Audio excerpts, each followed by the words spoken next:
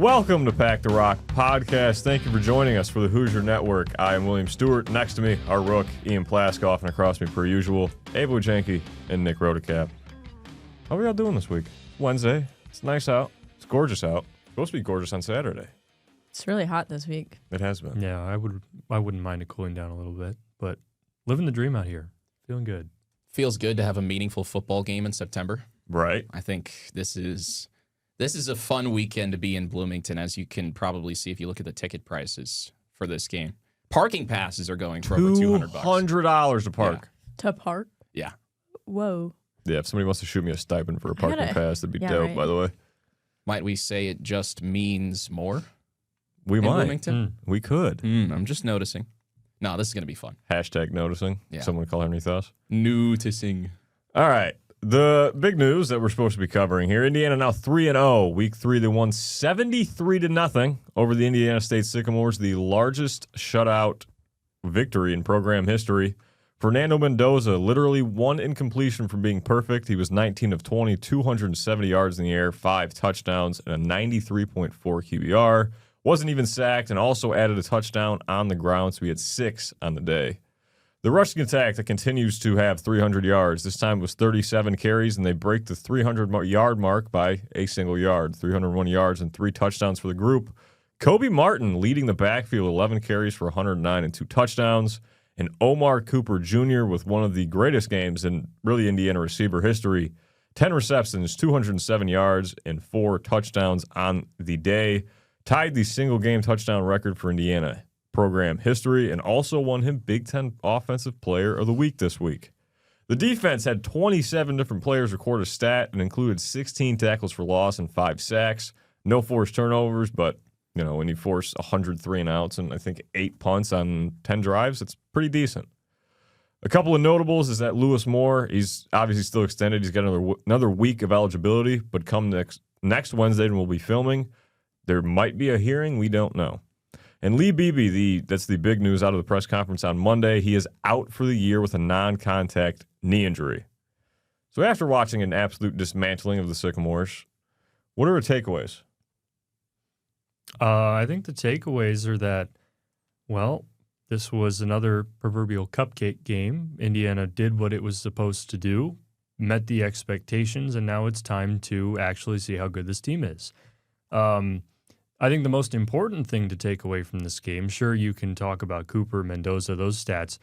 I think the most important thing is Kobe Martin going 11 for 109 and 2 touchdowns in the second half after Lee Beebe got hurt, because if Indiana wants to continue this rushing attack that's been so prevalent, Kobe Martin's going to have to step in for Lee Beebe Jr., who is unfortunately no longer able to play. So having that third option that's reliable could be important for Martin. Also, one cool thing, just cool memory, was Jonathan Brady high-fiving the ref. That was cool.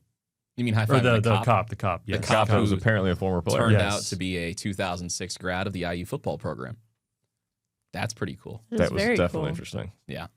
I don't know how somebody watched that video on Twitter and went, hey, by the way, that's a former player. Well, my guess is he probably reached out, or maybe the guy looked up all the cops who worked the game or something. I don't know. Probably just his buddy. Yeah, maybe. It feels like a more. Yeah. But I think IU did what they were supposed to do. And Ian, you're right. Kobe Martin stepping in. I mean, you remember back to last year, Indiana didn't really have a third running back. I mean, Kalen Black was kind of in there, but not really. It was Tyson Lawton, Justice Ellison, and that was pretty much it. So for Kobe Martin to look poised to step in for Lee Beebe, I think is huge for Indiana. The offensive line, it seems like they're great no matter who's in the backfield. So that's what you're looking out for going forward can Kobe Martin take advantage of those rushing lanes, assuming they are presented to him like they have been throughout the season. The other thing, too, is do they even stick with 3 running backs after this? I mean, last year, it felt like Kalon was getting touches last year during the non-con, but he kind of just faded out after week 3. Yeah. So is it going to turn into Hemby and Kalon this year like it was last year with Lawton and Ellison? Wow, I couldn't remember his name for a second. Well, I feel like if you're leaning on Roman Hemby, that's if Hemby and Kalen Black, I mean, that's a pretty formidable tandem. And also, you've got to remember, Fernando Mendoza can run the ball. He's not Curtis Rourke playing on a torn ACL, at least not that we know of. Cignetti probably doesn't want Mendoza taking big hits. We've seen that. But I definitely think that you almost have a third running back in Fernando Mendoza. He's shown that he's willing to pull the ball down and run. So Indiana's got a lot of threats on the rushing side, which I think is a good thing if you're Curt Cignetti. And now what we're going to go to is, what was your guys' favorite moment from week 3? It's, once again, we're just doing anything. Doesn't have to be a play. It can be a play. I got to think about that. We're thinking. Should we come back to it? I mean, I cited the Jonathan Brady you did, dabbing up the cop. Right. Also, I think there was a very cool individual calling the game on WIUX Sports, so there's that too. Okay, Oh my this guy. goodness. The plug, the shameless plug. Just for reference, it might have been Ian Plaskoff calling the game in WIUX. That was your first IUX football call, right? That was correct. Let's go. That's huge. Clap it up. Thank you. Thank you. But yeah, my favorite moment.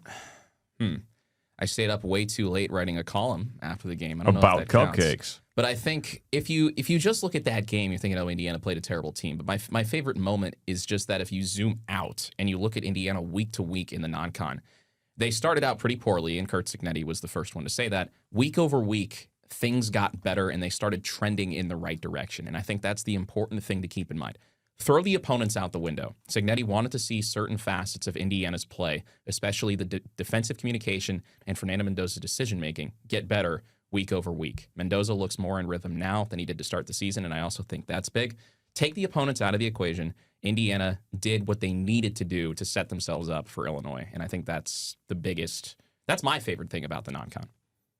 I mean, personally, our photographer, Cal, let me take pictures with his camera for a quarter, and I took a really good one, guys, of Cignetti. So that was really... You going to pull it up? Yeah, or? I'll pull it up. Also, though, I felt like Nick kind of said, though, they set themselves up really well kind of going into this Illinois game, and that I really, the improvement was really predominant. And you could tell the players were feeling more confident too. And even sitting in the end zones and stuff, they were not only interactive with the cops, they were interactive with all the fans too. There were a lot of dap ups after touchdowns. This is the picture I took, everybody. Can you see it? It's focused. Oh, there it goes. Yeah. Yay. Might as well show Nick. So- Yeah, I was gonna say, I'm trying Nick to can't see either my screen or your My own. guess is that photo was taken when Indiana was probably up It was 49 in to the nothing. fourth. No, it was in the fourth quarter. 66 to nothing. Yeah. What were Speaking of, I I wonder. don't remember what caused it. I don't remember what caused that reaction, but it was in the fourth quarter. I do know that. It was early in the fourth quarter. I was only allowed to take pictures for 3 minutes. Has Indiana That's a lot of ever wins. had a 66-0 lead against another opponent under Curt Cignetti? Not that I'm aware I of. don't know. No, think of I anything. can't think of one. Yeah. Surely no Big Ten team would be that bad. No. I don't As an think so. honest Purdue football fan, I say Ryan Walters should have been extended for another 10 years. He never rage got a bait- fair shot. The rage bait is crazy. Oh, man. Yeah, you guys had Dylan Thieneman, and now he's at Oregon. So cool, I guess. But at least Devin Maccabee's a cool story, and I'm glad that he stuck around. But Dylan Thieneman walking, man, that tells you That things was were really unfortunate. bad. Yeah. Can I take this podcast SEC style and propose a hypothetical? Sure. Are you Justin Herbert? Had Fernando Mendoza and Omar Cooper Jr. and the entire starting offense played the entire game, what do you think Mendoza and Cooper Jr.'s stat lines would have been if they played all 4 quarters? Omar would have set the single game receiving record. He would have been over 300 yards. Fernando would have thrown for probably 7 touchdowns and might have rushed for another. So he probably would have accounted for 9 touchdowns. I think that's fair to say. But also people would wonder, what in the world is Curt Cignetti doing leaving the starters out there in the fourth quarter? Yeah, there was some pressure about BB being in so long, and then he got hurt. Well, remember, But, Cignetti said that he wanted to see them execute Exactly. for an extended period of time. So it was a question Exactly. of not why is Lee Beebe on the field, but which of the first team running backs were going to be on the field at that moment. And unfortunately, it happened to be Lee Beebe. Yeah, it was definitely interesting to see the guys out there. I had friends texting me that don't go to IU, but they're Indiana fans. And it was, my dad and I are currently screaming at the TV to take Fernando out, and with 10 minutes left in the second quarter. But then you go back to Cignetti's philosophy of the guys need reps, they need gameplay, which is true, obviously. I mean, granted, when you're 19 for 20, I don't know if you still need game reps against Indiana State, but... Then the one incompletion was a batted down pass, just for the record as well. That was not a off-target throw. Like I said, one incompletion for from perfect, Pretty which is good. ridiculous. Pretty good. And now to Nick's favorite segment, the AP poll. Big Ten teams, Indiana and Penn State are still 1 and 2. Or did I just say Indiana? You did. Ohio State and There Penn you State are go. 1 and 2. Trust me, I can read. You got it. Oregon is now 6th. They fell 2 spots for winning a conference game because they played Northwestern. Illinois is still 9th. Michigan goes up to 21st. And the newest addition, USC, is 25th. Indiana is at 19th after the victory over Indiana State. And something worth noting is the old college football playoff opponent for Indiana, Notre Dame, is currently 24th with an 0-2 record. The first Crazy. 0-2 team in the AP poll since 1988, I believe. Okay, that's cool. I'm convinced a lot of AP voters just don't watch the games at all. They don't even look at the box scores. They just vote on logos because that's the only thing that makes sense with this anymore. I think, one, Oregon falling 2 spots. Do you know how hard it is for a West Coast team to play what they played at Noon. 9 a.m. Pacific time? Yeah. Yeah, and they won. Sure, they got off to a slow start. That was kind of expected, right? Now, also, Oregon wanted to join the Big Ten, so they only have themselves to blame for this. But you should not be punished for winning a conference game on the road, especially in that kind of situation. Notre Dame being ranked is a joke. I don't care if they lost close to Texas A&M. They still lost, and they're still 0-2. But Indiana, 19th in the poll. Okay, now if Indiana beats Illinois, they'll be in the top 10, and anything else is indefensible. But the AP poll is obviously voted upon primarily by people who do not actually pay attention to college football. They pay attention to the logos, and I think that that's heinous. And the sooner that we get to the first college football playoff rankings, the better off we're all going to be. I might have upset some people on Twitter by posting some numbers, and I'm not arguing for Indiana to be ranked higher. You got to carry the torch. I am arguing for teams like, not just Penn State, but teams like Penn State to be lower. Because the number 2 ranked Nittany Lions have played 3 games. They are 3-0, shocker. They have played the number 96 FPI team, number 122, and an FCS team. Won by an average of like 35 points. And, it's the Penn State Nittany Lions, so we'll put them at number 2. It's too early to, obviously you need to have rankings. We've talked about this, so they're going to be preseason up there.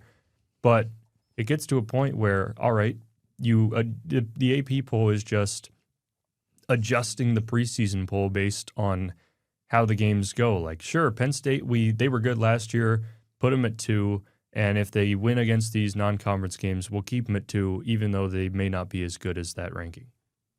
Anyways, it doesn't matter for Indiana. Depends all on this week.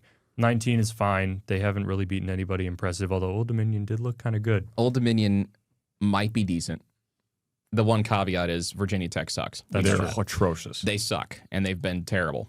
But And fired their head coach. I seriously think, and I went on record, I said this after week 1, don't be surprised if Old Dominion gives some people a scare in the Sun Belt. I would not be shocked by that at all because they seem like a frisky team. So I'm just throwing that out there.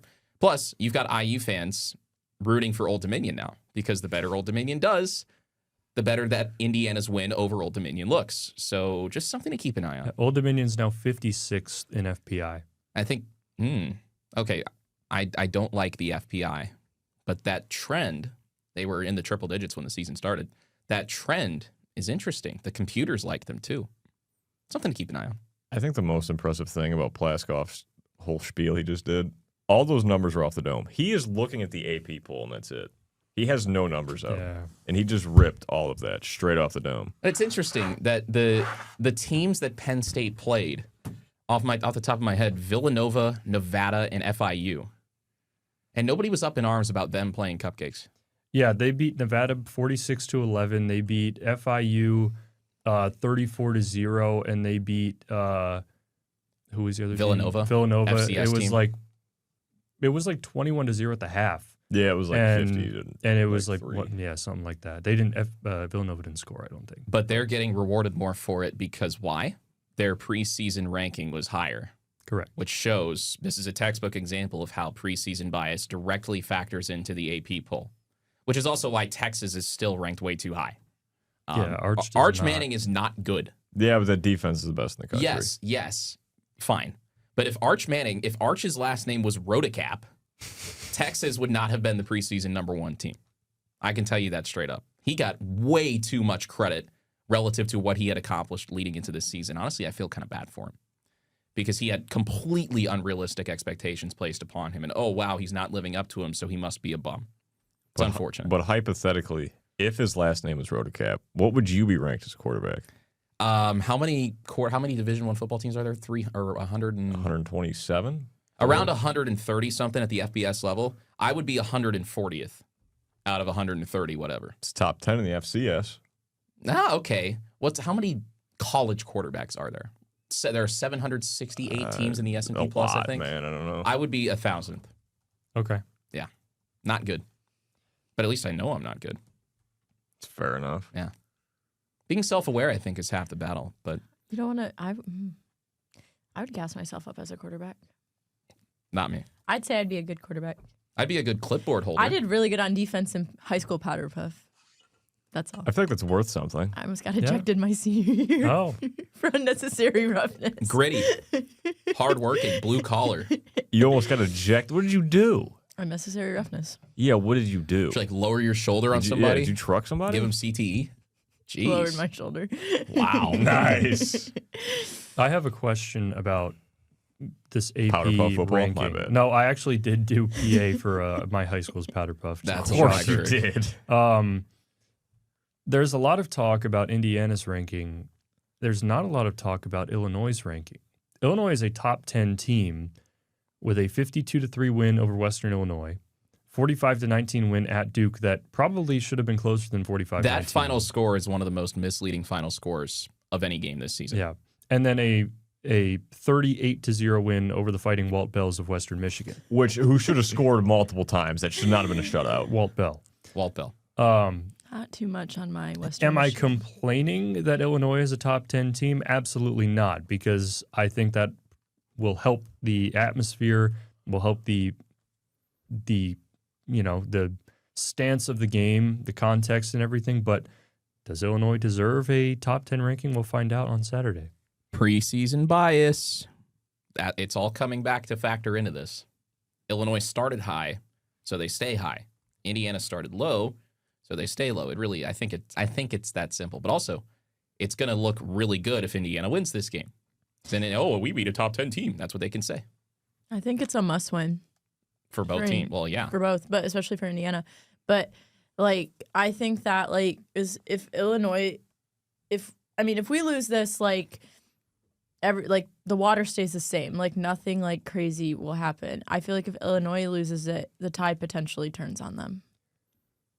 I would argue People Illinois are treating them like Indiana last year. Well, both teams still have Am a I path wrong? to the playoff, but basically it becomes you can't lose. Illinois, you've got looking ahead marquee games hosting USC and Ohio State. Indiana remembers what happened when they played Ohio State last year. It wasn't great. Assault. Yeah. After that first drive, people were thinking there's a chance, and then what happened? People were reminiscing on Twitter yesterday about having a 7-0 lead. Yeah. No more silent counts. Yeah, no, that did not work. Ohio State, they timed that up so fast. It was insane to watch. But Indiana, if Indiana loses this game, the path to the playoff is you have to go on the road and beat Oregon and Penn State, and that's a non-negotiable. And then you've got to win the games you're supposed to win on top of that. You basically can't lose again. That's what I would argue is Indiana's path to the playoff. Illinois is kind of in the same boat. And that's why I think it was Jake Butt who argued that this is a play-in game of sorts for the CFP. Whichever team wins this game, you're going to be set up really well to make it to the playoff. Because then if you're Indiana, you only have to win one of Penn State or Oregon. And again, I will remind you, Indiana almost beat Penn State in 2023 with Brendan Sorsby at quarterback. Now, Brendan Sorsby was actually pretty good. But Indiana almost won on the road in 2023 against Penn State. So that game is very possible. But Oregon, I don't know. Oregon looks like they are The best team in the country. Yeah, that's going to be. If Indiana wins that game, I'll drink champagne out of my dress shoes on the ride back to the airport or something. This is the second time he said this. Yeah, I'll do it on Pack the Rock. How about that? Okay. I'll do a right. shoey on Pack the Rock. If Indiana Champagne beats at 11 Oregon. o'clock in the morning. Middle of October, I guess it would be like the 14th. I think so. Yeah, October Yeah. 14th. Let's I go will with do a that. shoey on Pack the Rock if Indiana beats Oregon. Oh, That is God. on camera now. Yeah. We're holding It's you on to record. that. I'm 21. I'm 21, Yeah, it's so not, I can there's do it. no legality issues No, with I'm this. 21. I'll almost be 22 by that point. Unk. But I yeah, wasn't going to say I'll it. have to That's file for crazy. retirement soon. I think, you talk about this path for Indiana. A game that kind of is getting overlooked is at Iowa next week. Trap game. Exactly. It's not a trap game. Well, hear me out. Uh, Kinnick Stadium is a hard place to play. Indiana has never had success in Kinnick Stadium. The win or lose at Illinois, if they lose, there'll be more pressure for Iowa. If they win, as much as Indiana says it's not going to ride the high and it's game by game, whatever biggest game is the next game, there's going to be a little bit of carryover. And then you also think to Oregon and Penn State. Oregon is after the bye week after Iowa, so eyes will be on that 2 weeks later. And then Penn State, I've already given my spiel on Penn State. I don't think that's going to be as difficult of a game as people make it out to be, except for the crowd. It'll be a helmet stripe in Happy Valley, which is tough. But the team, we'll see. They play Oregon in 2 weeks. So, no, the path is interesting. It could go a variety of different ways. But that Iowa game, in my eyes, is something to consider as well. The Iowa game, we'll hold off on the Iowa game. Yes. That is a conversation in itself for another episode. One thing. That's going to be a whole thing. One thing about that game: 3:30 kick exclusively on Peacock, which means you should either listen to WIUX or you should listen to the IU Sports Radio Network. Because What a plug. I wouldn't pay Peacock a month's subscription for one football game, but that's just me. Indiana hasn't won in Kinnick Stadium since 2007. That is something to keep in mind. See, that's okay. I'm not going to do my thing about the trap game, but that's It's Keep a that in discussion mind. for Go next over week. it next week. Yeah, it's a discussion for next week. But The biggest game is the next game, Correct. as was said All right, by Coach. everybody yeah, in I the don't pressers know. yesterday. Yeah, it that's was. classic coach speak. It was, yeah. But back to the thing about this game being huge for Illinois and Indiana. Obviously, it's a must-win. Not for the reason of you have to win the next game, but for college football playoff implications. The other thing for Illinois to keep in mind that they are getting treated like Indiana last year was in the media. They kind of came out of nowhere. Obviously, the bowl game over South Carolina was what put them on the radar for these big media outlets. That was The a thing is- crazy game. It was a nutty bowl game. If the Illinois-South Carolina bowl game, if you have a bunch of spare time, it's actually worth a watch. But Illinois, if they do end up winning this game, it's going to be, okay, here's the Big Ten team that comes out of nowhere that's rising up the polls and is a threat to the playoff. And it's going to be a matter of time until the media turns on them. That's what it is with Indiana. That is the thing with Indiana right now is the media is just against them in most outlets that you see it in. For what reasons? I don't know. But TV deals. yeah, it's politics at that point. But I don't know. It's weird. It's weird for Illinois. And from anonymous sources, Plaskoff and I have discussed this, been in this discussion, that the tides will turn for Illinois if they win this game in a media sense. But speaking of Illinois, let's actually look at their football team instead of talking hypotheticals in the world of if. They just won last week, 38-0 over Western Michigan, as we said. They're 3-0. The thing is, watching that game, Western Michigan was in the red zone a handful of times. They got stuffed on the one twice. They missed field goals. So, A, that game should have been a shutout.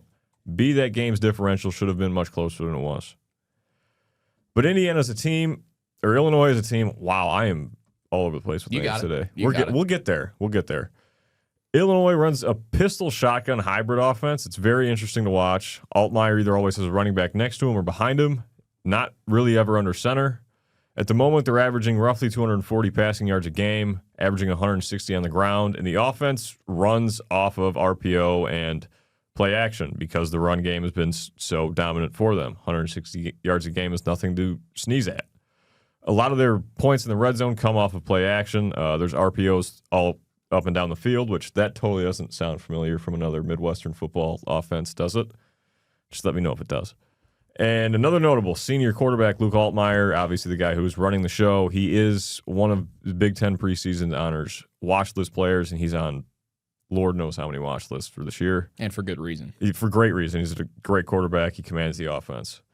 Their defense is a 3-4, and they are constantly sending pressure, which is going to be fun to watch Indiana try and handle because blitzes and stunts, they have not done well, i.e. Ohio State and Notre Dame.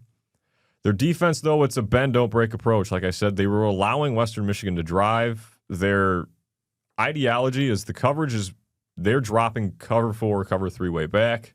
They are not giving up the big play, but they'll give you 10 to 15 yards if you want to take it. But once it comes into those dire situations, it's the bend, don't break approach.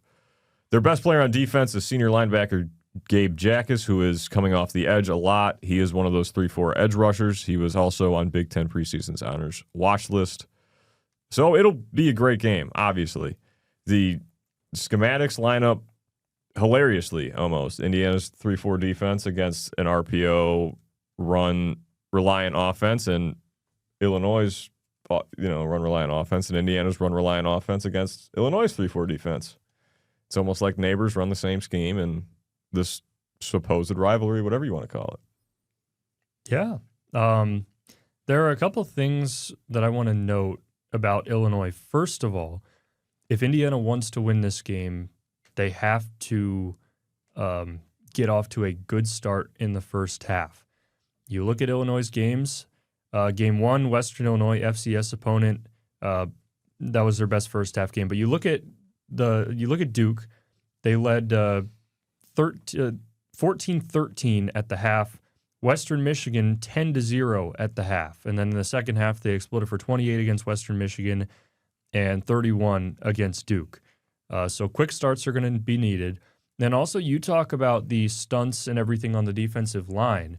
The difference for what Indiana struggled with between last year and this year is that this game is at home. Right. They will not have to use silent counts. The defense will be, or the crowd will be working in their favor when Illinois is on offense, when Indiana is on defense. Mikhail Kamara was talking about this yesterday, about how it kind of, once they get the call, it's all individual. They get, they play faster when the crowd is with them.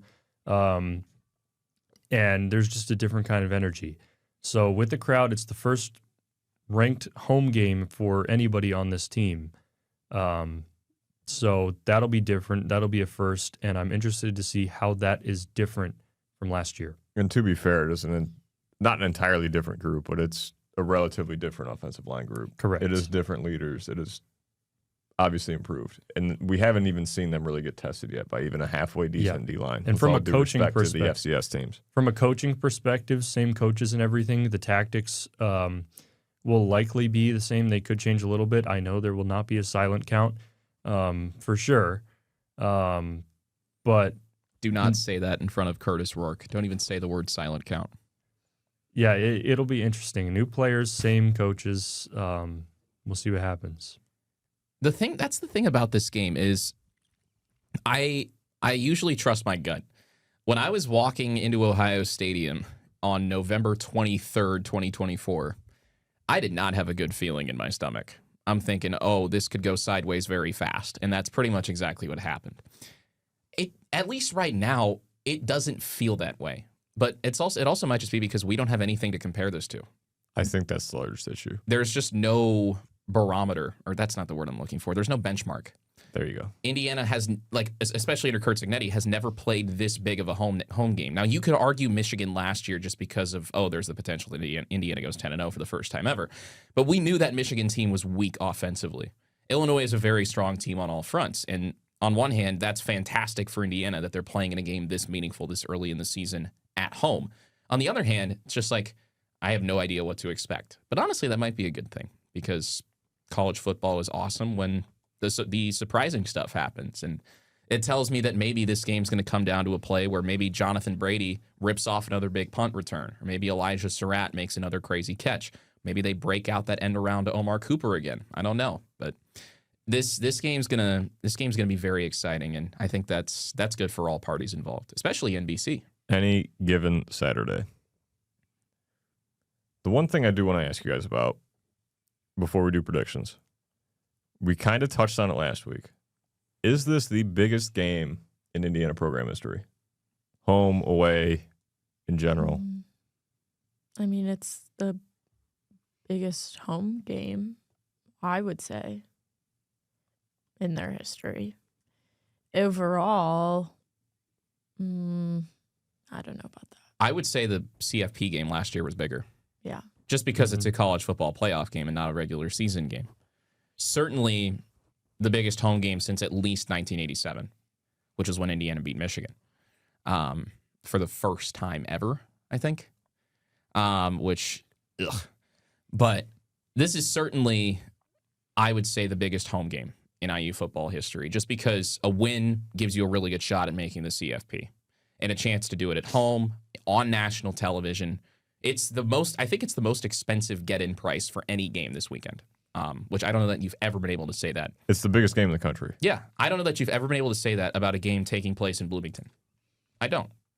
Now, you might say College Game Day last year, but that was against Washington. No. And then it was on BTN. It wasn't on over-the-air national television in prime time. You can't really compare this game to anything that's ever taken place at Memorial Stadium with fans in attendance. Penn State, Michigan 2020, both big games, but there were no fans there. So this is one of one. I think this is the biggest home game for sure in program history because Indiana has never had expectations to be good. This year, Indiana has expectations to be good. 2021, they had expectations to be good. I'm talking in a with fans context. 2021 the had crowd fans. makes a lot of difference. Okay, you could talk about Cincinnati for that game, but I'm talking about national. Micah McFadden. I'm talking about expectations, like college football playoff, like those kinds of expectations. These are the highest expectations that Indiana has ever had as a program. It's the first ranked-on-ranked game at Memorial Stadium in 38 years. First time Indiana's hosting a top 10 opponent as a ranked opponent. Sold out, read out, NBC, 54,000 in attendance, and like Jake Butt said, a potential play-in game for the college football playoff. I don't think there's anything you could compare it to. I think it stands alone pretty easily as the biggest home game in program history. And what does Indiana need to do to win the biggest home game in program history? Fast, physical, relentless, 6 seconds every play. No, I'm just kidding. No warm and fuzzies. Don't drink the rat poison. As simple as it could sound, I mean, Indiana just needs to play to its brand. I mean, just the crowd's going to be on its side. It's a well-coached team. The pieces are all there to succeed. Fernando Mendoza has built his confidence over the past 3 weeks. It's shown on the field statistically. Illinois, I should say, is going to come into a tough atmosphere, tough environment with higher expectations than Indiana. As much as Indiana doesn't want to say it is the underdog for this game, it kind of is. Just honestly, I don't know what Indiana can do more than just play to its own brand. I think that's a great way to say it. Play to its brand. I'm just going to say win the line of scrimmage. Illinois, tell me if you've heard this one before. Illinois hasn't given up a rushing touchdown this season. What does Indiana's offensive line do really well? Everything. Protect the quarterback, create running lanes. That tells me that's probably where this game is going to be won and lost. And it sounds like coach speak, but Ian, you're right. The crowd will be the biggest advantage for Indiana that it has ever been under Curt Cignetti, outside of the Nebraska and Washington games. But I think everybody's going to be really rowdy because this is a primetime game. I'd like to thank Nebraska fans for another Memorial Stadium sellout here in Bloomington because they took credit for the one last year, so I'd like to thank them for this one as well. You folks in Lincoln, good on you. There's going to be a lot of red in the crowd. Yeah, a lot of red. Must be Nebraska fans. I don't know. They're watching better quarterbacks than Dylan Raiola, but that's a discussion for another time. Indiana's got to win this game at the line of scrimmage. If Illinois is blowing up running lanes and getting to Fernando Mendoza, the offensive game plan is going to go out the window. And on the flip side, Luke Altmaier is a very talented quarterback with a lot of weapons at his disposal. Mikhail Kamara is going to need to have a big game. He's going to need to factor into this on the defensive front for Indiana. And who knows? Maybe D'Angelo Pons gets another acrobatic interception like he did against Washington. Who knows? But the crowd is going to be phenomenal, and that could also move the needle for Indiana. And one thing that is worth noting with the trenches point is that against Illinois, against Western Michigan, they let up a handful of sacks. And some of them, they got bailed out and they got called back because of, I think one of them was a face mask because the guy just decided to grab Luke Altmaier. He had him wrapped up and taken down and then just decided to take his face mask with him. But Illinois' offensive line has its struggles in the passing game. It's not perfect. So that is something worth noting. And now to the favorite segment, the predictions. We do have standings. I'll go to the standings so everyone can think about their actual score prediction here. Tied in first is Ava and myself with 5 points. And tied in second is Ian and Nick with 3 points. Scoring rules, just so everyone's... We're going to do this every week. You get a point for the winner. Everyone got that last week. You get a point for the margin of victory being correct. That's 2 points for that. No one got that this week. This past week. If you get one team's score exactly correct, you get 2 points. If you get both teams' score exactly correct, so if you get the entire game correct, you get 5 points. So the max amount of points per week is 8 because you get the winner, the margin, and both teams score. We all got 1 point this week. Now to score predictions. Do we go to the Rook first? It's up to you. Game? I will also put this back out there. We did have a mini competition for Kurt Signetti's shirt. Oh, Yeah, we that did. didn't happen. It's not counting. We did. I believe Ava and I are. I'm moving the line. Yeah, we did. I'm moving the line. I don't care. So theoretically, I would be in first. We're moving the line. I don't care. Hypothetically. Anyway. Yeah, Hypothetically. hypothetically. So I would if we shift this competition into SEC play, Ava would be winning. By half a point. Yes. If where's Justin Herbert? In LA winning football games. Shout out Anyways. Madison Beer, I guess. Yeah. I think this will be a fantastic game. I think this will be a game of the year candidate, not just for Indiana, not just for the Big Ten, but for all of college football. The expectations are high for both teams. I think both teams will deliver on those expectations, and it will be close. And I will go with a 31-27 Indiana win in Week 4. Ms. Wegenke? I also think that it's going to be a big game and good for college football in general. However, I just am not totally sold on Illinois. And so it's 28-24 Indiana. I picked Indiana to win its 2 biggest games last year, and it blew up in my face both times. The one thing that concerns me for Indiana is the penalties. Indiana commits a lot of penalties that are kind of puzzling because it didn't really happen that much last year. But it even happened with the first teamers a couple times against Indiana State. That's the concerning thing for me. The home crowd being on Indiana's side is great, but I'm going to play devil's advocate for this one. Illinois wins 31-27. And then we have a conversation that we might have next week. But Illinois 31-27 over Indiana. We have a 2-1 here of who's going to win. And I'm going to make it 2-2. I think Really? Illinois wins this football game. Indiana, I mean, obviously, neither team has proven anything. But it's just it's something about, I don't know. I just don't trust Indiana in the spotlight. After being in the spotlight and having not performed at all. Granted, they're both on the road. We haven't seen them in the spotlight at home. But even in the spotlight at home with Michigan last year, everyone's like, oh, this is the biggest game because I didn't think Michigan was that great last year. They weren't. Their defense was loaded. Their defense was elite. Their defense but their was incredible. offense was not. And the defense still was getting out-coached by Michigan. Because Wink Martindale is an NFL defensive coordinator. No, I'm saying Indiana's defense was getting out-coached by Sharon Moore and company. Moore. Oh, no. Yeah. I didn't think they were that great at home. And that was a game with spotlight. Now, they've won the game days and the big noon kickoffs, but that was against Washington, and who was an entirely new team, and Nebraska, who didn't know what they were doing. I think Illinois wins this game. I'm going to go 24-17. Ooh, low scoring. I think so. Yeah. I think we're still figuring it out. Like, everyone's still figuring There's it out. no way this was a high-scoring fanfare. No chance. Splash play, special teams, it could happen. You said 28-24. What are you talking about? I don't think that's like that high scoring. I think that 7 touchdowns. like I said, 31-27 Indiana. That is low scoring for both teams. Yeah. Based But on not what they've against done each so other. far. Right, not against each other. Yeah, we haven't seen either of them in There is so much Power 5 match. There is so much in the air that nobody knows that anything's on the cards. You And know that's what makes it who's so really fun. going to win this game? The sports books. Yeah. People betting on emotion. Oh, my They're going to goodness. love that. But that's the thing about Indiana in primetime under Kurt Signetti is objectively when things go wrong, they kind of tuck the tail between their legs. When things go wrong, it blows up. Like punting in the fourth quarter against Notre Dame, that was when you knew that Cignetti had thrown the towel in. And sitting up there in the press box, I'm thinking, oh man, people are not going to like that. And for good reason. Against Ohio State, I thought it was actually kind of funny when they put the newspaper up on the scoreboard and said, "We win, Google us," because Cignetti kind of said hilarious. He set himself up for that. If Indiana loses this game, which I think they will, it's going to be close. But if they lose this game and Cignetti does something similar where, maybe they punt in the fourth quarter, maybe it's clear that they're kind of throwing in the towel, I think there are some conversations and some uncomfortable conversations that need to be had. And again, I would love for people to prove me wrong and say that Indiana did not do that and that they won this game, because that would be great for Indiana.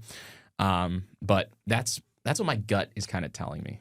I think there's also something interesting about the way that Curt Cignetti has acted in media settings this year compared to last year. This year he's been very reserved, hasn't really said anything too Cignetti-ish, like not even calling out fans or anything. He's just kind of coach speak every time, next game, whatever, not giving any material for people to get back at him. I don't know what that means. I don't know if that's a good thing for him, a bad thing for him, but we shall see, is Might what I have will say. learned his lesson after That Ohio is State. entirely possible. The newspaper incident. Is that what we're going to call it? The newspaper. The newspaper incident? Because they put the newspaper up on the video board after they Oh, won. right. And the I Will forgot it was Howard, on a newspaper. cigarette. Yeah, well, that was tough. The That was cigarette nice. As a nuts. neutral party, that was tough. Yeah. Cigarette was Stopping out the crazy. Yeah. cigarette in front of 100,000, man, that's sick.